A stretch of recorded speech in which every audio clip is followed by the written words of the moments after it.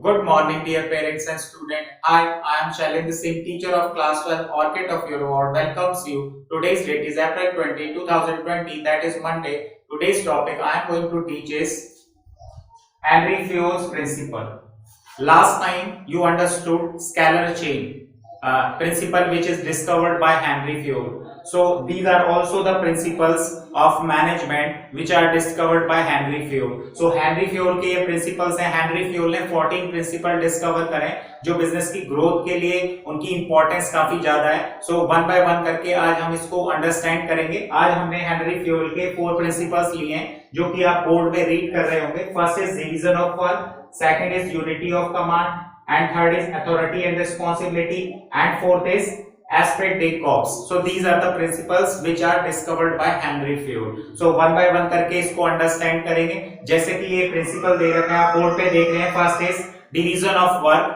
So division of work की points यहाँ पर मेंशन किए गए हैं. Work should be divided into small task jobs by specialist. So under this principle जो हेनरी फ्योल है उसने एम्फेसाइज करा है कि whole work is divided into the small small part, और उस स्मॉल पार्ट को कंप्लीट करने के लिए एक वर्कर को अथोराइज कर दिया जाएगा या अपॉइंट कर दिया जाएगा या वो ड्यूटी उसको असाइन कर दी जाएगी और ही is responsible for completing such task. इसका एग्जांपल हम समझेंगे. जैसे कि एक फर्नीचर मैन्युफैक्चरिंग कंपनी है, उसने 4 वर्कर्स को अपॉइंट कर दिया और A worker, B worker, C worker और डी वर्कर. सो जो ए वर्कर है वो वुड को कट करेगा एंड बी वर्कर जो है उसको असेंबल करेगा. जो वुड ऑलरेडी कट हो चुकी है उसको असेंबल करेगा, और वर्कर जो सी है वो उसको पॉलिश करेगा एंड जो डी वर्कर है वो उसको फिनिशिंग टच देगा. तो इस तरीके से जो फर्नीचर मैन्युफैक्चरिंग कंपनी है, जो इस एग्जांपल से आप समझ रहे हैं, उन्होंने होल वर्क को डिवाइड कर दिया. जो सारा काम है वो एक वर्कर ही नहीं करेगा. अगर हम इसको दूसरे तरीके से समझें कि अगर वर्कर ए ही वुड को कट करे और वर्कर जो ए ही है वो असेंबल करे उनको, और वर्कर ए ही जो है उसको पॉलिश करे और फिनिशिंग टच दे, सो वो उसके अंदर स्पेशलाइजेशन नहीं ले सकता. When worker is performing same work again and again, so he gets specialization. तो उसको स्पेशलाइजेशन हो जाता है. सिमिलरली जैसे अभी मैंने इस एग्जांपल के थ्रू बताया. सो आई होप आपको ये प्रिंसिपल क्लियर हो गया होगा कि under this principle the whole work is divided to small small jobs, small small part. So उससे क्या होता है कि बिजनेस के जो पॉजिटिव बिजनेस के अंदर जो पॉजिटिव इफेक्ट है वो क्या होगा, स्पेशलाइजेशन हो जाएगा, और दूसरी तरफ जो एफिशिएंसी है वो इंप्रूव हो जाएगी. सो आई होप आपको अच्छी तरीके से ये जो डिवीजन ऑफ वर्क है इस एग्जांपल के थ्रू क्लियर हो गया होगा. सेकंड हम आते हैं इसमें unity of command. Unity of command में जैसे आप देख रहे हैं, an employee should receive order instruction from one boss और superior. Under this principle, unity of command, a worker should always get order from one boss only. If he is receiving order or instruction from more than one boss, so he gets confused. वो confuse हो जाएगा कि किसका order माने और किसकी instruction ले. तो इस तरीके से जो हमारे जो worker है उनको उनका एक ही superior होना चाहिए या एक ही head होना चाहिए, एक ही boss होना चाहिए जहां से वो order receive कर रहे हैं, जहां से वो instruction receive कर रहे हैं. इसका example हम इस तरीके से समझेंगे कि जो production department है उसके अंदर जो प्रोडक्शन इंचार्ज है वो अगर एक वर्कर ए है वो प्रोडक्शन एक्टिविटी कर रहा है, तो उसको वो बताता है कि आपका जो प्रोडक्शन है वो क्वालिटी वाला होना चाहिए. Goods which are produced by the worker should be produced at quality के होने चाहिए. और उसी के साथ ही जो सेल्स का इंचार्ज है वो उसको कहता है कि हमारा जो सेल्स का ऑर्डर है वो पेंडिंग है, सो आप जल्दी से प्रोडक्शन करो और आप जो है गुड्स को प्रोड्यूस करो. सो इस केस में आप देख सकते हैं कि जो दो सुपीरियर है, बॉस हैं, वो वर्कर पे फोकस कर रहे हैं कि एक कहता है कि प्रोडक्शन एक्टिविटी जो है वो क्वालिटी वाली होनी चाहिए, यानी जो प्रोडक्शन है वो क्वालिटी का होना चाहिए. ऑन द अदर हैंड जो सेल्स इंचार्ज है वो कहता है कि जो सेल्स ऑर्डर है वो पेंडिंग है और आप से प्रोडक्शन एक्टिविटी को जल्दी कंप्लीट करो और मार्केट में गुड्स को अवेलेबल करो. तो इस तरीके से आप इस एग्जांपल से अंडरस्टैंड कर सकते हैं कि दो सुपीरियर एक वर्कर को काम करने के लिए जो है प्रेशराइज कर रहे हैं. तो इस केस में जो वर्कर है वो कंफ्यूज हो जाएगा. वर्कर गेट्स कंफ्यूज कि which order must be executed. So I hope इस एग्जांपल से आपने ये यूनिटी ऑफ कमांड भी अंडरस्टैंड कर लिया होगा. So next is authority and responsibility. Authority means power or right, responsibility means obligation to perform the job. So इसके अंदर authority और responsibility के means क्या होता है? Authority means power to take decision. हमें जो वर्कर है उसको काम करने के लिए अथॉरिटी दे दी जाती है, पावर दे दी जाती है, और रिस्पॉन्सिबिलिटी होती है कि जो हमारा वर्क है वो किस तरीके से हम रिस्पॉन्सिबल है, हमारा ऑब्लिगेशन है, जो हमें वर्क असाइन हुआ है उसके लिए हम कितना ऑब्लाइज हैं, किस हमें जो वो वर्क है वो टाइम पे कंप्लीट करना है। इसका एग्जांपल हम एग्जांपल से इस प्रिंसिपल को अंडरस्टैंड करेंगे। सपोज एक वर्कर को 100 यूनिट एक वीक में प्रोड्यूस करने, और उसके लिए उसको अथॉरिटी भी दे दी गई है, और उसी के साथ ही उसकी जो है रिस्पॉन्सिबिलिटी भी फिक्स कर दी गई है कि आपकी रिस्पॉन्सिबिलिटी है कि आपको in a week 100 unit produce करना है। But he is not authorise कि जो गोडाउन के अंदर जो स्टॉक है, बिजनेस का जो गोडाउन होता है उसके अंदर स्टॉक जो है वो फिनिश हो चुका है, सो उसने सप्लायर से अगर वो जो रॉ मटेरियल है वो अवेलेबल करता है, यानी सप्लायर से अगर वो गुड्स मांगता है, बट उसके पास इतनी अथॉरिटी नहीं है कि वो गुड्स सप्लायर से डिमांड कर सके, यानी सप्लायर से वो गुड्स परचेस करे।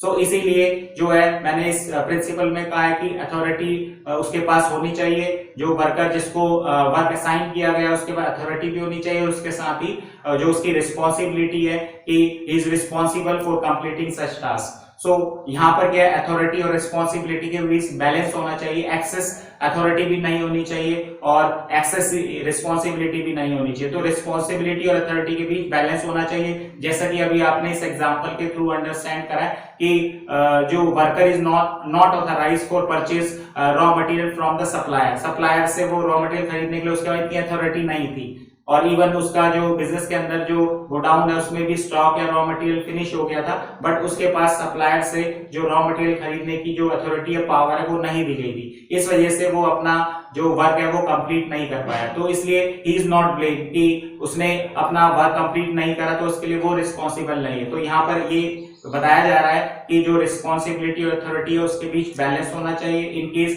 अगर वर्कर की रिस्पॉन्सिबिलिटी है कि उसको वर्क को कंप्लीट करना है तो उसको कुछ अथॉरिटी भी देनी पड़ेगी। सो आई होप आप इस एग्जांपल से इस कंसेप्ट को आपने क्लियर कर लिया होगा। नेक्स्ट है Esprit D corps.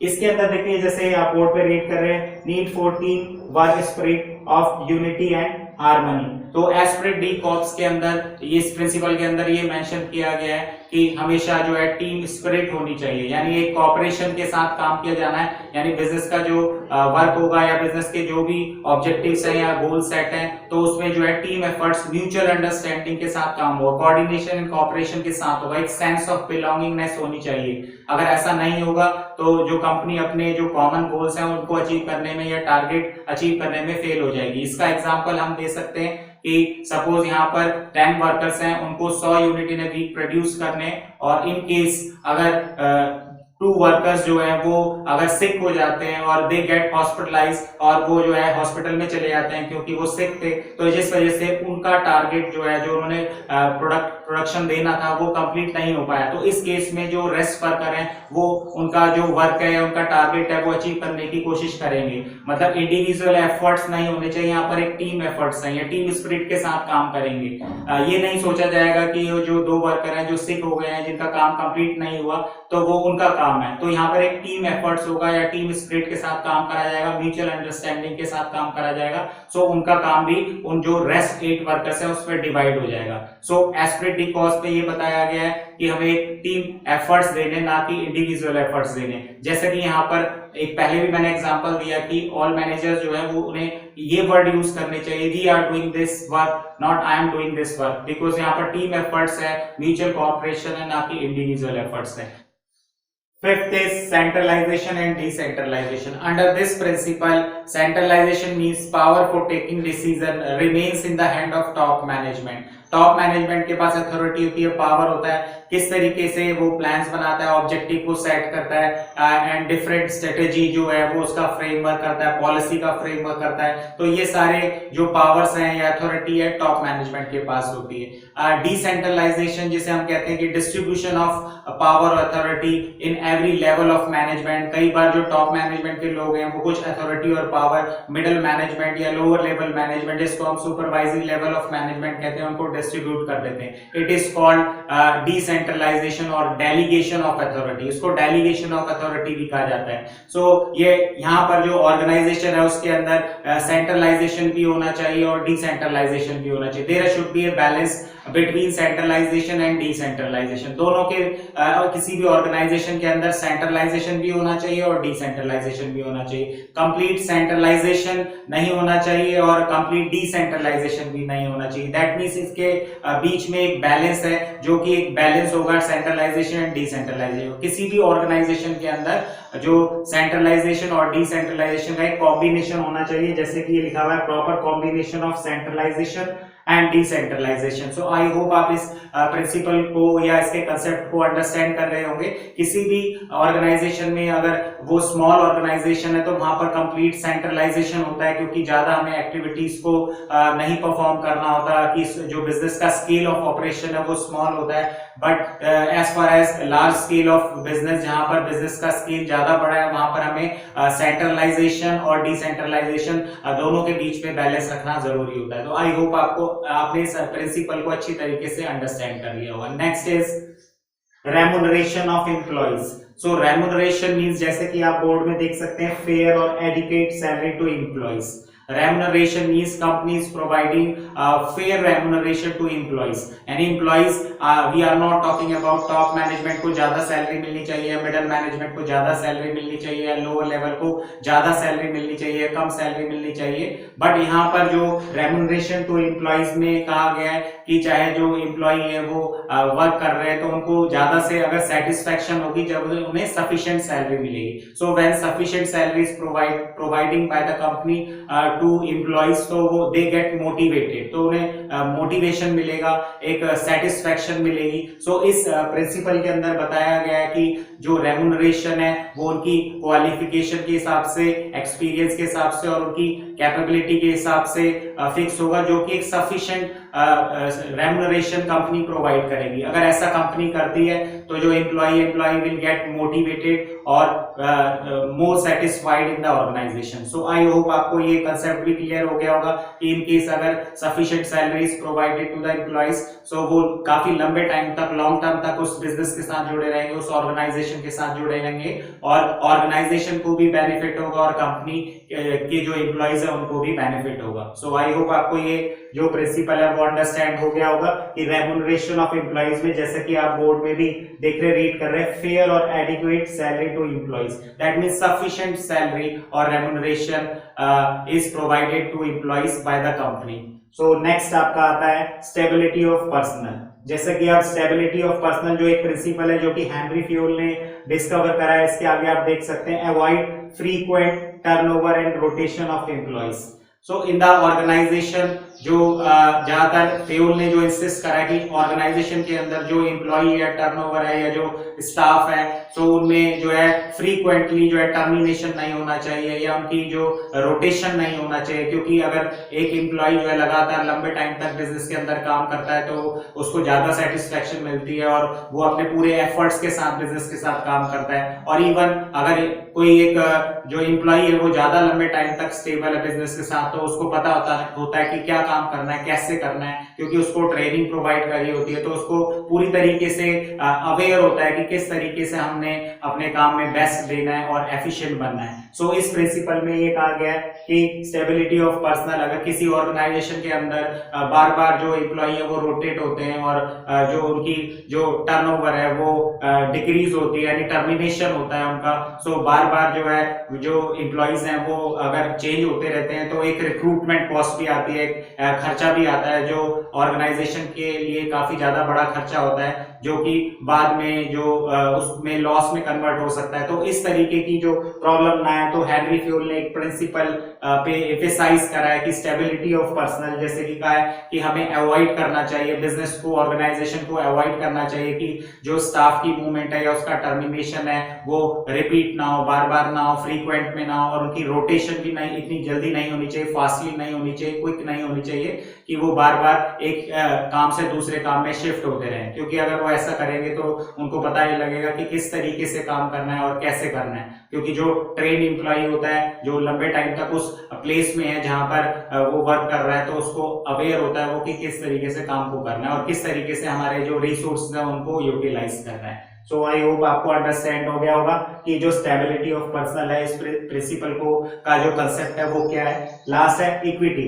Equity means है kind fair treatment of employees. जैसे कि आप बोर्ड में देख रहे हैं, इक्विटी जो प्रिंसिपल है, हेनरी फ्योल ने इक्विटी प्रिंसिपल जो डिस्कवर करा है उसके अंदर it is mention kind fair treatment of employees. तो employees, those employees who are working in the organisation और business, so it refers to the fair or kind treatment to every employee. I am not talking about the top management, middle management and lower level management. So एक जो managers हैं जो business के अंदर काम कर रहे हैं, जो अपने टीम से एम्प्लॉइज से काम ले रहे हैं, सो उसमें जस्ट उन्हें एक काइंडनेस और फेयर डीलिंग रखनी है, एक पर्सनल बायस नहीं रखना।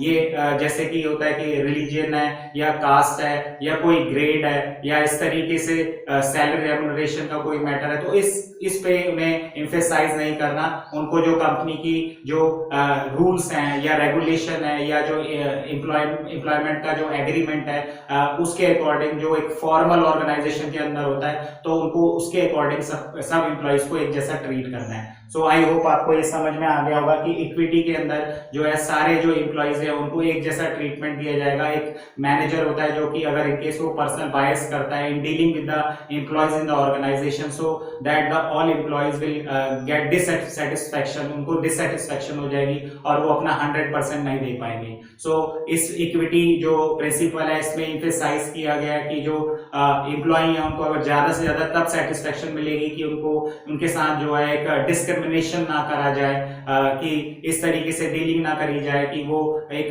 डिफरेंस फील कर सकें एक एम्प्लॉय का दूसरे एम्प्लॉय से। सो आई होप आपको ये इक्विटी जो प्रिंसिपल है उसको आपने अच्छी तरीके से इस कंसेप्ट को अंडरस्टैंड कर लिया होगा। और इसमें जैसे कि वेबसाइट है आपको mycbsguide.com, उस वेबसाइट से जो स्टडी मटेरियल है आप इस टॉपिक से डाउनलोड कर सकते हैं, क्योंकि इसमें केस स्टडीज क्वेश्चन कई बार पूछे जाते हैं, क्योंकि this is very important chapter. So जो हेनरी फ्योल के जितने भी प्रिंसिपल्स हैं उसके केस स्टडीज क्वेश्चन बनते हैं, लॉन्ग टाइप क्वेश्चन बनते हैं या मल्टीपल ऑब्जेक्टिव टाइप क्वेश्चन बनते हैं। सो जो ये वेबसाइट है mycbsguide.com, उसमें से आप स्टडी मटेरियल इस टॉपिक के डाउनलोड कर लेंगे और एक रफ रजिस्टर में प्रैक्टिस करेंगे। होमवर्क भी आपका इस टॉपिक से रिलेटेड है। ये जो हेनरी फ्योल के प्रिंसिपल जैसे मैंने आज डिस्कस करे, जितने भी प्रिंसिपल मैंने आज डिस्कस करे, उसको आप अपनी जो रेफरेंस बुक है उसमें से केस स्टडीज क्वेश्चन है और वेरी शॉर्ट क्वेश्चन है और लॉन्ग टाइप क्वेश्चन है, वो एक रफ रजिस्टर पे आप प्रैक्टिस करेंगे। Thank you.